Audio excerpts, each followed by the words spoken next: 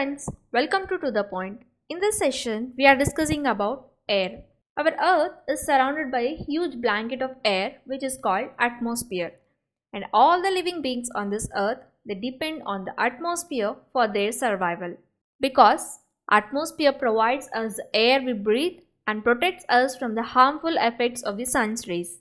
And without this blanket of protection, we would be baked alive by the heat of the sun during the day and we may have frozen during night. And so it is this mass of air that has made the temperature on the earth livable. Composition of the atmosphere. Nitrogen and oxygen are the two gases which make up the bulk of atmosphere. Carbon dioxide, helium, ozone, argon and hydrogen are found in lesser quantities. Apart from these gases, tiny dust particles are also present in the air. The pie chart shown in the figure, it represents the percentage of different constituents of air. Nitrogen is the most plentiful gas in the air. When we inhale, we take some amount of nitrogen into our lungs and exhale it. But plants need nitrogen for their survival. They cannot take nitrogen directly from the air. So there are bacteria that live in the soil and roots of some plants. They take the nitrogen from the air, change its form so that the plants can use it. Oxygen, it is the second most plentiful gas in the air. Humans and animals, they take oxygen from the air as they breathe. Green plants produce oxygen during photosynthesis, and in this way, oxygen content in the air remains constant. If we cut tree, then this balance gets disturbed. Carbon dioxide, it is also another important gas. Green plants use carbon dioxide to make their food and they release oxygen. Humans or animals, they release carbon dioxide while breathing or while respiration. The amount of carbon dioxide released by the humans, it seems to be equal to the amount used by the plants, which makes a perfect balance in the environment. However, this balance is upset due to the burning of fuels like coal and oil. Why? Because these fuels, they add billions of tons of carbon dioxide in the atmosphere every year. And as a result of this, there is an increase in volume of carbon dioxide which is affecting the Earth's weather as well as climate. Layers of the atmosphere. Our atmosphere is divided into 5 layers, which is starting from the Earth's surface. And these are troposphere, stratosphere, mesosphere, thermosphere and exosphere. Troposphere. This layer, it is the most important layer of the atmosphere and its average height is about 13 km. The air we breathe exists here. Almost all the weather phenomena like rainfall, fog and hailstorm occur in this layer. Stratosphere. Above the troposphere lies stratosphere and it extends up to a height of 50 km. And this layer is almost free from clouds and it is associated weather phenomena. It makes the condition mostly ideal for the flying aeroplanes. One important feature of stratosphere is that it contains a layer called ozone gas, which protects us from the harmful effect of sun's rays. Mesosphere. This is the third layer of the atmosphere and it lies above the stratosphere. It extends up to a height of 80 km. Meteorites burn up in this layer on entering from the space. Thermosphere.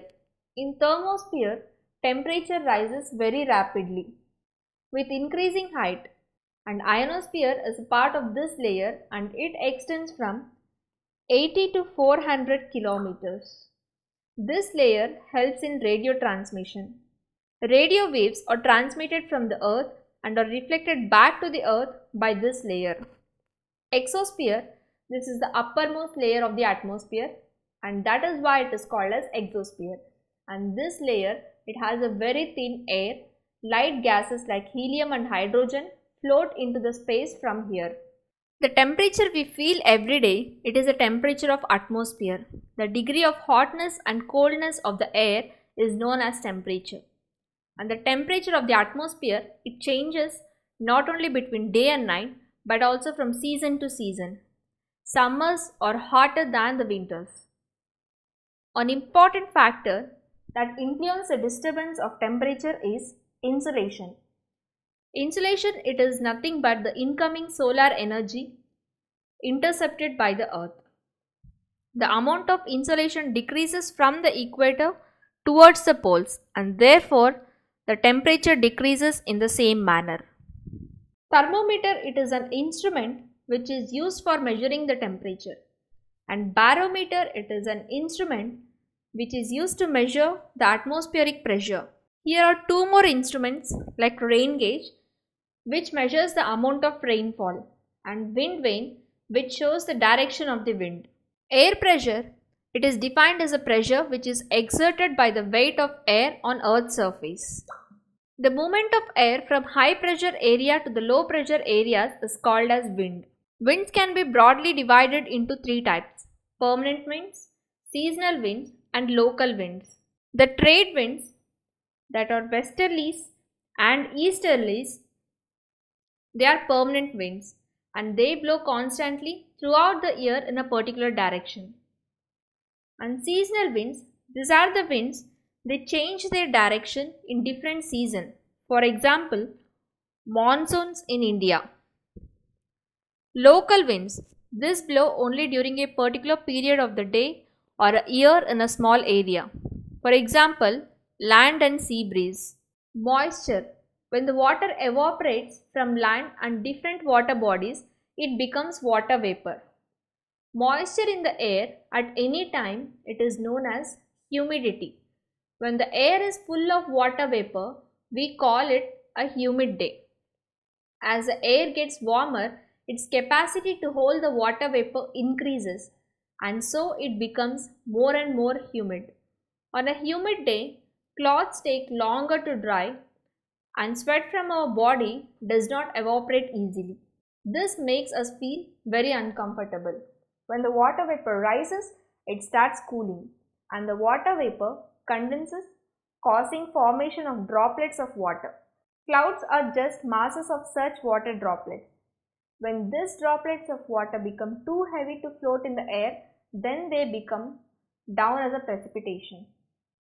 There are three types of rainfalls. They are cyclonic rainfall, orographic rainfall, or which is also called as relief rainfall, and convectional rainfall. In cyclonic rainfall, the cold air comes in contact with the warmer air, and this is the reason why there is a rainfall. Orographic rainfall, when the moist air, it hits the mountain or any other hill, it moves up, forms clouds, and a rain is formed. This type of rain is called as orographic rainfall. Convectional rainfall, when the land gets heated, the warm air moves up, forms clouds, condenses, and the water comes in the form of rain. This is known as convectional rainfall. Rainfall is very important for the survival of plants as well as animals. It brings fresh water to the earth's surface. If rainfall is less, water scarcity and drought occurs. And even if the water is more, floods take place. That's all for the session. See you in the next session with some other interesting topic. Thank you.